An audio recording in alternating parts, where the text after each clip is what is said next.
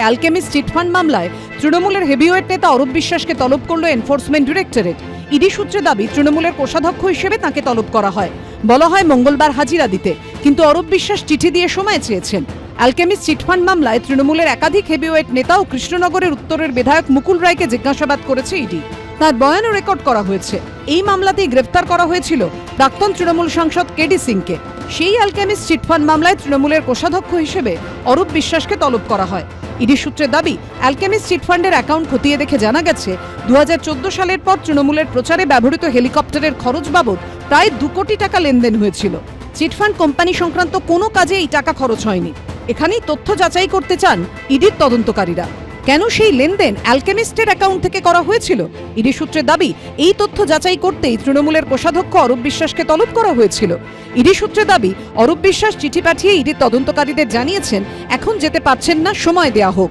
যদিও এই নিয়ে অরূপ বিশ্বাস প্রকাশ্যে কোনো মন্তব্য করতে চাননি, কিন্তু তৃণমূলের তরফে দাবি করা হচ্ছে 2022 সালের পর থেকে দলের কোষাধ্যক্ষ অরূপ বিশ্বাস। তৃণমূলের কোষাধ্যক্ষ হিসেবে তার কাছে ইডির চিঠি এসেছে। দলের তরফে একটি চিঠি ইডির কাছে পৌঁছে দিয়েছেন অরূপ বিশ্বাস। সেখানে সময় চাওয়ার পাশাপাশি দলের তরফে কিছু তথ্যেরও উল্লেখ করা হয়েছে। অ্যালকেমিস্ট নিয়ে যদি কোনো তদন্ত সেন্ট্রাল এজেন্সি করে সেটা তাদের ব্যাপার।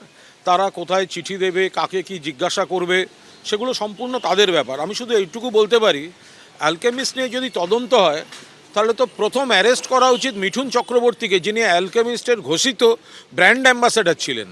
14 সালে লোকসভা নির্বাচনে কেডি সিংকে রাজ্যসভায় পাঠিয়ে আর কাছ থেকে 65 কোটি টাকা তৃণমূল নিয়েছে, এবং 14 সালে লোকসভা নির্বাচনে